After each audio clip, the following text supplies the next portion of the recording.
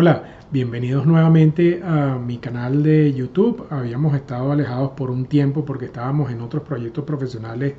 importantes desde julio de 2021 hasta recientemente, pero ya estamos retomando y tenemos varios temas en agenda. Hoy vamos a hablar de un tema muy importante, un tema que de alguna manera tiene relación pues con lo que va a ocurrir en estos últimos días del año, que es el cierre del ejercicio fiscal para muchos contribuyentes y el comienzo de la preparación de la declaración del impuesto sobre la renta. Un tema que, como digo, tiene relación con este y con todos los tributos, pero con este tributo en particular porque este es uno de los ramos tributarios que ha sido desarticulado y que lamentablemente hoy en día pues afecta con mayor agresividad a los contribuyentes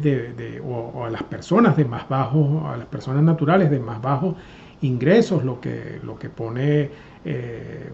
serias dudas sobre la confiscatoriedad de este tributo con respecto a las personas naturales, y también a las empresas calificadas como contribuyentes especiales que, como ustedes saben, están excluidas de la aplicación del sistema de ajuste por inflación fiscal, lo que en definitiva las conduce a declarar impuestos sobre unas realidades pues que distorsionadas, tal vez sobre unas rentas inexistentes. Hoy vamos a hablar entonces de la relación entre el derecho de propiedad y la tributación. No es, digamos, una relación que se percibe intuitivamente, pero es una relación importantísima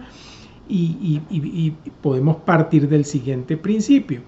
Sin reconocimiento y protección del derecho de propiedad, no es posible la tributación. Así de simple. De manera pues que cualquier ataque o merma de la propiedad privada es un ataque contra el ejercicio de la potestad tributaria. Cualquier disminución o merma del derecho de propiedad es una disminución o merma de la capacidad recaudatoria del Estado, porque la tributación se nutre de la propiedad privada, no de otra fuente, de la propiedad privada. Entonces esta relación tiene que ser una relación simbiótica, es una relación muy importante que tiene que estar perfectamente bien equilibrada para que la fuente de donde se nutren los ingresos tributarios no se extinga. La Constitución venezolana protege la propiedad privada y la libertad de empresa, y una y otra garantía confluyen en que todos los ciudadanos tienen la lógica expectativa de prosperar a través del producto de su trabajo, de sus actividades económicas legítimas y lucrativas y de los frutos generados por los bienes que integran su patrimonio. La profesora María Laura Mathieu de la Universidad de Montpellier dice que la propiedad es el arquetipo de los derechos subjetivos. El derecho de propiedad es la expresión de la libertad individual, es un valor esencial de nuestra sociedad. Dice ella, es un derecho fundamental que constituye uno de los pilares de nuestra organización social, lo que le confiere un valor supralegislativo que no podemos ignorar. Nuestra Constitución reconoce y protege el derecho de propiedad, pero lo somete a ciertas limitaciones, una de las cuales es precisamente la tributación. Estos límites que pone la Constitución al derecho de propiedad son la consecuencia lógica de un sistema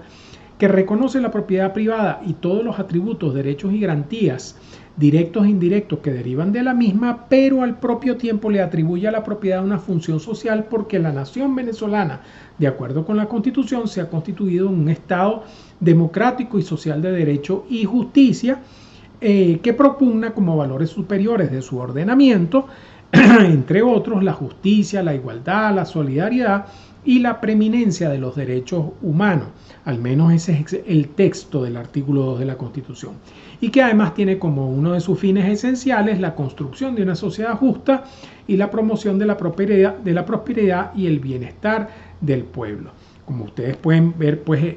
hay una tarea pendiente con respecto a todo lo que se ha expresado en la Constitución, porque la realidad que tenemos hoy en día en nuestra sociedad dista muchísimo de todas esas hermosas palabras que tiene o esos hermosos propósitos que tiene la Constitución.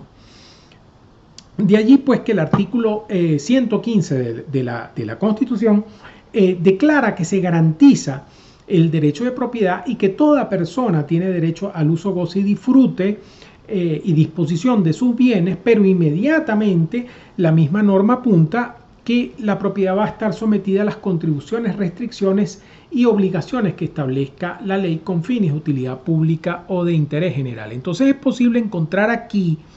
en esta norma una conexión directa entre el derecho de propiedad y el deber de contribuir al sostenimiento de las cargas públicas, lo que sugiere claramente que, como he dicho antes, la posibilidad de pagar tributos depende de que se proteja la propiedad privada. El reconocimiento y protección del derecho de propiedad no son antagónicos con el deber de los ciudadanos de contribuir al sostenimiento de las cargas públicas según su capacidad contributiva y en el marco de la Constitución y de la ley. Por una parte, la salvaguarda del derecho de propiedad no alcanza para rechazar el pago de los tributos. Nadie puede decir no pago tributos porque ello sería una violación de mi derecho de propiedad. Eso no es así. Y por el otro, el interés general que explica la necesidad de aplicar los tributos no es suficiente para justificar la lesión del derecho de propiedad. Entonces resulta que debe haber una convivencia armoniosa y equilibrada entre la potestad tributaria y el derecho de propiedad. Esa convivencia armoniosa no solo es conveniente, sino que, como ya he dicho, es absolutamente indispensable. La Constitución modula y delimita el deber de contribuir a las cargas públicas y usa la esclarecedora frase, cuando consagra el deber de contribuir al sostenimiento de las cargas públicas, coadyuvar al sostenimiento de las cargas públicas. De esta expresión se sigue que los ciudadanos no están obligados a soportar los gastos públicos en su totalidad, sino que están obligados a sostener una parte de la demanda de ingresos públicos del Estado, y por eso la Constitución habla de coadyuvar, colaborar en el sostenimiento de los cargos públicos, no soportarlos en su totalidad. Pero además, para darle coherencia y racionalidad al sistema tributario, la Constitución lo hace orbitar sobre varios principios, de los cuales hay dos que son fundamentales para el asunto que estamos analizando hoy aquí, del que estamos conversando hoy aquí. Uno es el principio de la capacidad contributiva, del que hemos hablado mucho en este canal, que es un límite cuantitativo y cualitativo para la tributación. Y el otro es el principio de interdicción de los efectos confiscatorios de los tributos, o también llamado de preservación de la fuente que protege la riqueza privada que proviene del trabajo, del capital o la renta, de modo que la tributación tenga un objeto sobre el cual recaer. Y entonces este postulado proscribe la extinción o merma excesiva de la propiedad como consecuencia de una tributación excesiva o que no recae sobre verdaderas manifestaciones de capacidad contributiva. De modo pues que por mandato de la Carta Fundamental está prohibido que la aplicación de los tributos limite en exceso o extinga el derecho de propiedad. Y esto además, como he dicho antes, es una exigencia lógica impuesta por el sentido común, porque si el caudal de donde se nutren los tributos se extingue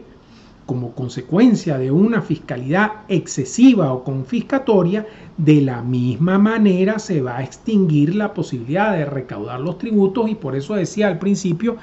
todo ataque contra la propiedad privada es un ataque contra la recaudación tributaria. De modo que es un contrasentido que los organismos encargados de ejercer las potestades tributarias o los organismos encargados de legislar en materia tributaria ataquen el derecho de propiedad, porque están atacando directamente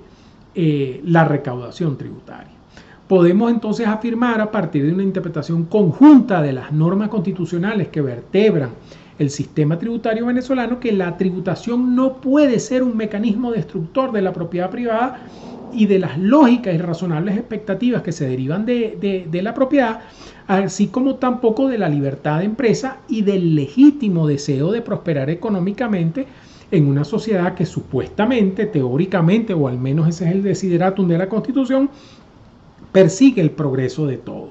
Vamos aquí a recordar esta genial formulación de este juez extraordinario de la Corte Suprema de los Estados Unidos, el Chief Justice John Marshall, que decía que un poder ilimitado para gravar envuelve necesariamente un poder para destruir. Fíjense que él ya construía desde aquel entonces esta simbiosis necesaria entre la propiedad privada y la tributación, y decía, si se le otorga al Estado un poder ilimitado para tributar las actividades económicas, se le está otorgando un poder para destruir esas actividades económicas y, en definitiva, para destruir el derecho de propiedad, con lo cual terminará destruyéndose a sí mismo, ¿no? Ahora bien, como dice el profesor Godemé, en todo impuesto hay una suerte de confiscación en el sentido primitivo del término, porque el impuesto tiene como efecto extraer por constreñimiento recursos privados en beneficio del Estado, como lo hace toda confiscación. Pero hasta allí llegan las similitudes, porque aunque parezca paradójico, la formulación del deber de contribuir es un reconocimiento implícito del derecho de propiedad, desde que la posibilidad de contribuir al sostenimiento de los gastos públicos solo puede existir en tanto y en cuanto el sujeto pasivo de la imposición sea propietario de bienes en sentido amplio, una parte de cuyos rendimientos puede ser entregada a título de contribución, es decir, a título de tributo, ¿no? Entonces, si la propiedad no es reconocida y amparada por el aparato estatal, la materialización de ese deber de contribuir es impracticable, es imposible, y la tributación no puede existir simplemente porque la detracción patrimonial que comporta la tributación no tendría donde realizarse. Al mismo tiempo, y en perfecta simbiosis, la garantía del derecho de propiedad necesita, para hacerse efectiva, un aparato estatal que la proteja, y esa estructura pública requiere recursos económicos para mantenerse como es natural. Entonces, parte de esos recursos son obtenidos a través de los ingresos tributarios, y es así como se cierra una especie de círculo virtuoso que forman el deber de contribuir al sostenimiento de los gastos públicos mediante el pago de tributos y el pleno reconocimiento del derecho a la propiedad privada. Pero aún hay más, porque como lo demostró el economista norteamericano Arthur Laffer, y ya lo había teorizado en el siglo XVIII, si mal no recuerdo, Jean-Baptiste Say, el francés Jean-Baptiste Say, la fiscalidad excesiva disminuye la recaudación tributaria. La necesidad de un equilibrio entre la tributación y la propiedad privada, y el reconocimiento de la propiedad privada, ha sido reconocida en una famosa sentencia del Tribunal Constitucional alemán que instituyó la famosa regla del 50-50. A partir de un recurso elevado a su conocimiento por el Tribunal de Finanzas de Renania-Westfalia, el Tribunal Constitucional alemán, en una decisión del 22 de junio de 1995, anuló el impuesto al patrimonio alemán con fundamento especialmente en la protección del derecho de propiedad reconocido en el artículo 14 de la Constitución alemana. El Tribunal Constitucional alemán definió el impuesto al patrimonio como un tributo que debe ser pagado con el ingreso obtenido del patrimonio y no debe conducir a una amputación de ese patrimonio. Luego, el Tribunal Constitucional profundiza en su razonamiento y formula la conocida regla del 50-50, indicando que el impuesto al patrimonio no se puede adicionar a los otros impuestos que impactan el patrimonio, sino en la medida en que la carga fiscal total que pesa sobre los ingresos se mantenga próxima a una distribución de por mitad entre la destinación pública y la privada. Hasta la Constitución de 1999, no existía en nuestro ordenamiento jurídico una norma constitucional que de manera expresa consagrara la interdicción de los efectos confiscatorios de los tributos. El maestro José Andrés Octavio encontraba reflejada esta prohibición en la interpretación conjunta o concordada de otras normas, específicamente la que reconocía el derecho de propiedad, la que prohibía las confiscaciones en general y la que consagraba el principio de capacidad contributiva y justicia tributaria. Pero a partir de la Constitución vigente y de acuerdo con el artículo 317 de la misma, ningún tributo puede tener efecto confiscatorio.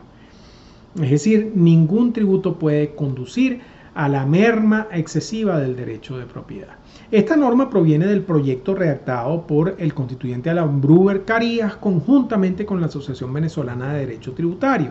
Precisamente el profesor Bruber Carías señala que la más importante limitación al ejercicio del poder tributario que se aprecia en el derecho comparado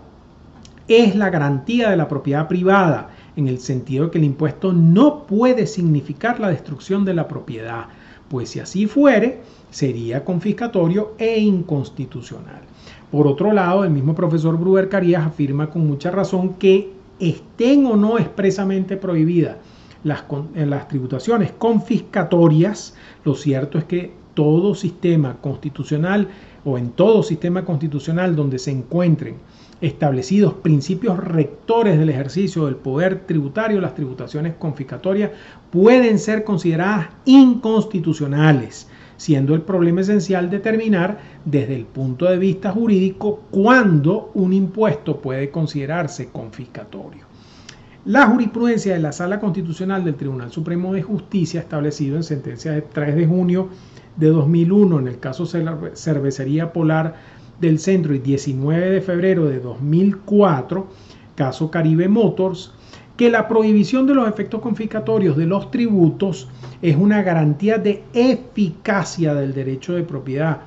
y que la prohibición de confiscación en la aplicación de los tributos funciona como una verdadera interdicción de imposición por el legislador de cargas fiscales exorbitantes que hagan nugatorio el libre y efectivo ejercicio del derecho a la propiedad de los sujetos obligados a cumplir con el pago del tributo. Esta frase que ha utilizado la jurisprudencia de libre y efectivo ejercicio del derecho de propiedad es de trascendental importancia, porque de ella resulta que los efectos confiscatorios de los tributos no solo están prohibidos cuando conducen a una privación absoluta del derecho de propiedad, que es la idea equivocada que tienen en muchos, sino también cuando el derecho de propiedad resulta afectado intensamente en alguno de sus atributos o cuando el ejercicio del derecho de propiedad es en tal medida menguado que resulta en la práctica vaciado de contenido, que es lo que ocurre, por ejemplo, cuando una tributación excesiva conduce al cierre de una empresa porque es insostenible la actividad económica de la empresa. No hace falta un notable esfuerzo intelectual para entender que es injusto y desde luego inconstitucional el sistema tributario que como consecuencia de los efectos confiscatorios generados por el conjunto de los tributos que aplica o de un tributo en particular, empuja al ciudadano común hacia la precariedad, quiebra o reduce el tamaño de las empresas, desestimula y hace desaparecer las actividades económicas productivas y fomenta el exilio fiscal y la evasión tributaria. En Venezuela el problema de los efectos confiscatorios de los tributos no es un problema teórico. Desde hace algún tiempo importante ha dejado de ser un problema teórico y para convertirse en una realidad. Existen exacciones que son categóricamente violatorias del derecho de propiedad y podríamos comenzar hablando, por ejemplo, del impuesto sobre los grandes patrimonios. El impuesto a los grandes patrimonios que se ha instaurado en Venezuela, aparte de su espurio origen, de la forma como fue instaurado, como fue promulgado este tributo, tiene dos peculiaridades que lo hacen resueltamente confiscatorio. En primer lugar, este es un impuesto que, a diferencia de lo que ocurre en la gran mayoría de los países que aplican este tipo de tributo, no tiene por objeto gravar las verdaderas grandes fortunas de las personas naturales o físicas, sino que se exige también a las personas jurídicas, tengan o no fines de lucro, con lo cual queda manifiestamente desvirtuada la vocación natural de esta categoría de exacciones, que se dirigen normalmente a pechar las grandes fortunas privadas, o, para decirlo coloquialmente, un tributo para los ricos. Aquí ha habido una campaña contra el impuesto al patrimonio, pero no basta con decir el impuesto al patrimonio desestimula la actividad económica, el impuesto al patrimonio es inoportuno, no han debido promulgarlo en este momento de crisis económica del país. No, hay que hablar con un poco más de propiedad, ir más al problema técnico. Estos no son impuestos que se crean para las personas jurídicas, para las empresas. Normalmente este tipo de tributos gravan a las grandes fortunas particulares, porque las empresas no acumulan patrimonio por el simple hecho de acumular patrimonio, sino para realizar una actividad económica. Luego, crear este tributo para gravar a las empresas es un contrasentido total con respecto a la esencia de este tipo de impuestos. En Venezuela hemos creado un impuesto al patrimonio empresarial e incluso al patrimonio de personas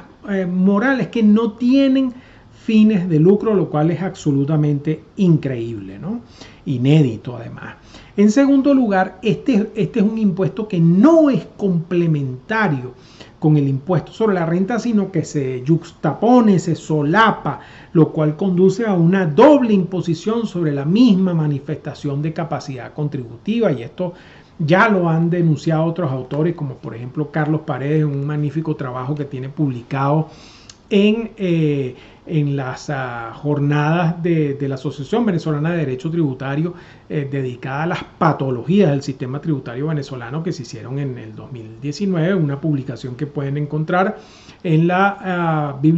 magnífica biblioteca virtual de la Asociación Venezolana de Derecho Tributario. Les recomiendo leer este trabajo de Carlos Paredes. Entonces, las personas jurídicas calificadas como sujetos pasivos especiales son sujetos pasivos del impuesto a los grandes patrimonios por los bienes y derechos que conforman su patrimonio neto, donde quiera que estos bienes y derechos estén ubicados o se ejerzan según el caso. Y como hemos dicho, a contrapelo de la tendencia mundial, donde los impuestos al patrimonio son coyunturales o temporales y se aplican a las personas naturales o físicas, porque en este caso la posesión de un patrimonio o de un gran patrimonio podría eventualmente, más no necesariamente, ser un índice de capacidad contributiva. En Venezuela se decidió aplicar este tributo indefinidamente, y no solo a las personas naturales, sino también a las personas jurídicas que son sujetos pasivos especiales con fines empresariales o no, cuyo patrimonio se grava, esté o no generando renta. Y el problema es que la tenencia de un patrimonio, como he dicho, en una empresa o en una entidad sin fines de lucro, no es un índice de capacidad contributiva. Lo voy a repetir. La tenencia de un patrimonio en una empresa o en una entidad sin fines de lucro no es un índice de capacidad contributiva, sino un elemento indispensable para que la empresa exista y pueda tener la potencialidad de llevar a cabo su actividad económica lucrativa, y en el caso de las actividades sin fines de lucro, para que puedan sufragar sus actividades altruistas. Esto último que acabo de decir es esencial. Las empresas no poseen un patrimonio porque persigan acumular riqueza per se. Lo hacen para cumplir su objeto social, es decir, para alcanzar el fin empresarial que han definido, y naturalmente para generar riqueza y distribuir dividendos a sus accionistas, porque nadie inicia una empresa para perder dinero, ¿no? O para regalarlo. Pero la tenencia de un patrimonio en sí misma no es el objetivo usual de las sociedades de comercio, salvo aquellas que se crean dentro de ciertas estructuras empresariales como simples tenedoras de activos, pero eso es otra cosa. En el caso de las entidades sin fines de lucro, la situación es aún peor, porque el patrimonio de estas está afectado al cumplimiento de un fin que nada tiene que ver con la acumulación de riqueza, sino con un propósito altruista, sea este religioso, asistencial, deportivo, cultural, educativo, científico o de sano esparcimiento. De modo pues que someter estas entidades al impuesto al patrimonio es absolutamente contrario a la naturaleza de este tributo. Además, lo más pernicioso de este tributo es que grava la simple tenencia del patrimonio sin atender al dato de si el mismo está o no generando renta. La situación en nuestro país es que una proporción muy considerable de pequeñas, medianas y grandes empresas, tanto locales como extranjeras, gracias a una combinación siniestra de factores que le impiden emplear todo su potencial, están siendo sometidas a este impuesto. Esta combinación siniestra de factores son, por ejemplo, la hiperinflación, la desvalorización galopante de la moneda de curso legal, la inexistencia de financiamiento bancario, la inseguridad jurídica y la ausencia de estabilidad en el marco regulatorio de las actividades económicas, ocupaciones, expropiaciones y nacionalizaciones de la propiedad privada, trabas burocráticas y administrativas de toda índole para la obtención de permisos, autorizaciones y licencias, un sistema de administración de justicia lento e ineficaz, inseguridad para las personas y sus bienes por una acción delictiva permanente, corrupción desbordada, servicios públicos en ruinas, dificultades para la obtención de combustible, entre otras. Entonces, si las empresas sometidas a esta situación, que tienen mermada su capacidad para la generación de riqueza, son además sometidas al impuesto al patrimonio por la simple tenencia de un patrimonio que no está generando renta y que por lo tanto no exhibe capacidad contributiva, pues estamos ante evidentemente un tributo confiscatorio. Si de las entidades sin fines de lucro se trata, en su mayoría estas subsisten hoy en día en condiciones limítrofes con la precariedad.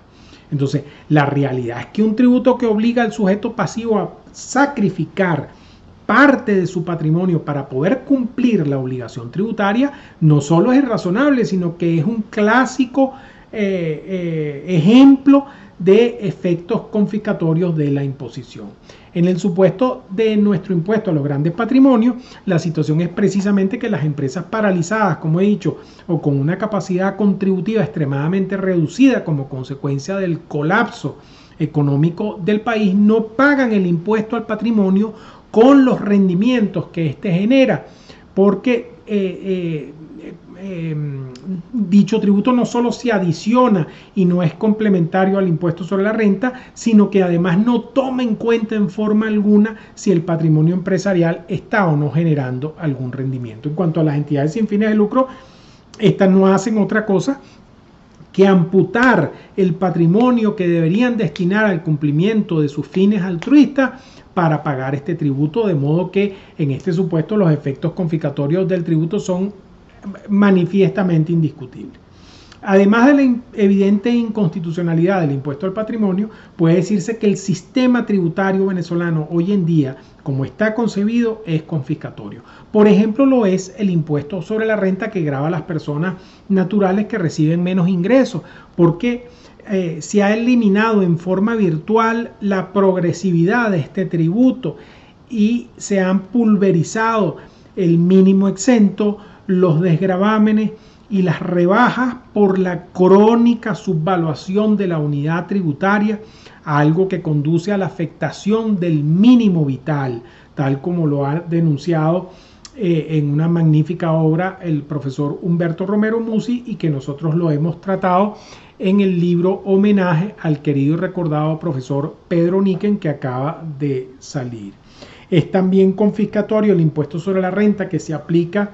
a las empresas que han sido calificadas como contribuyentes especiales, a las cuales se impide la aplicación del ajuste por inflación fiscal, aun cuando Venezuela es el país con la mayor inflación en el mundo desde hace años. Y esto conduce ni más ni menos a gravar manifestaciones ficticias de capacidad contributiva y por lo tanto a producir un efecto confiscatorio por la aplicación del impuesto sobre la renta de las personas jurídicas contribuyentes especiales o sujetos pasivos especiales.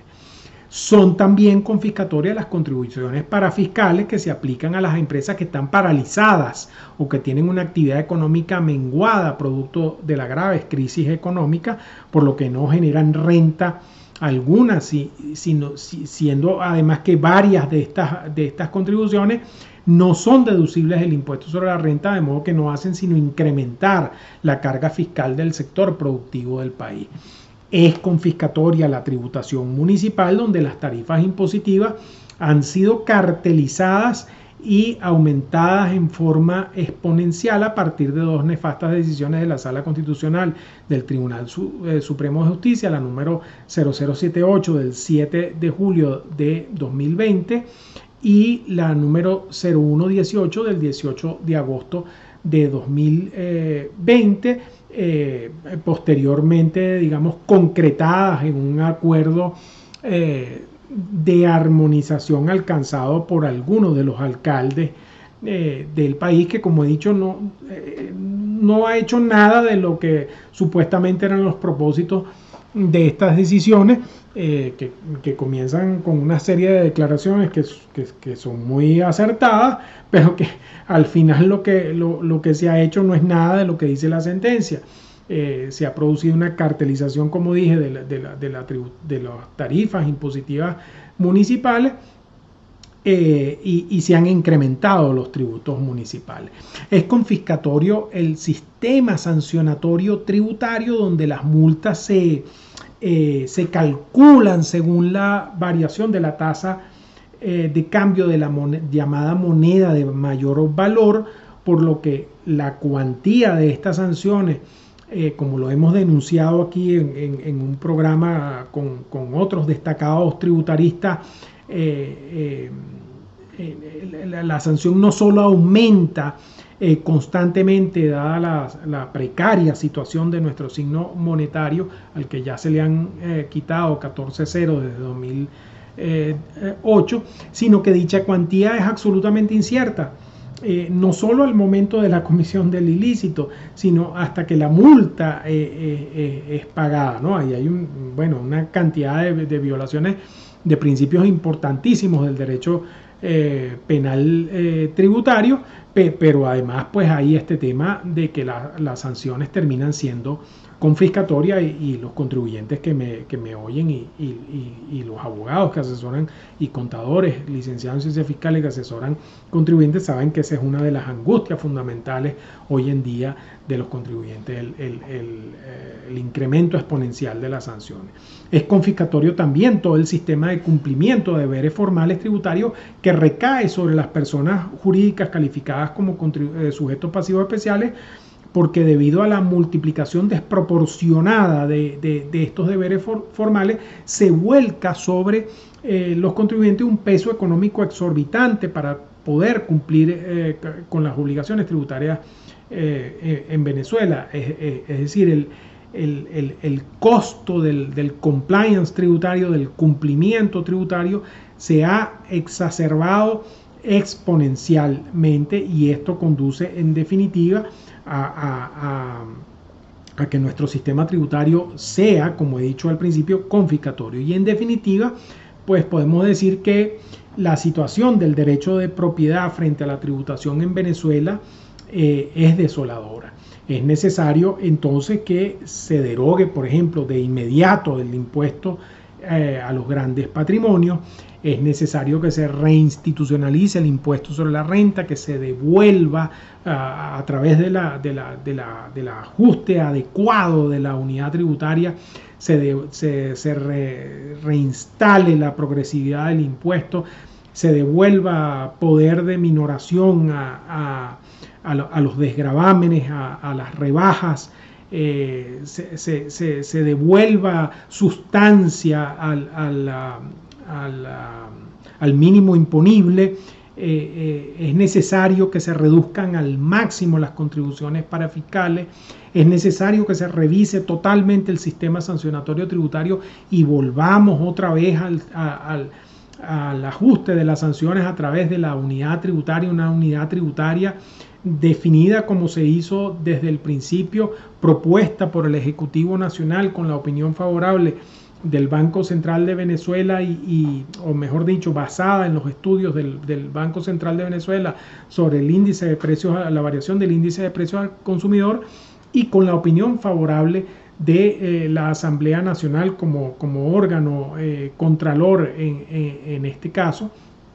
Y finalmente es necesario que se reduzca esta desproporcionada cantidad de deberes formales que se imponen a las empresas, especialmente a aquellas que son calificadas como sujetos pasivos especiales. Bueno, eso es todo lo que quería hablar con ustedes por el día de hoy. Espero que les haya gustado este programa, y si es así, por favor,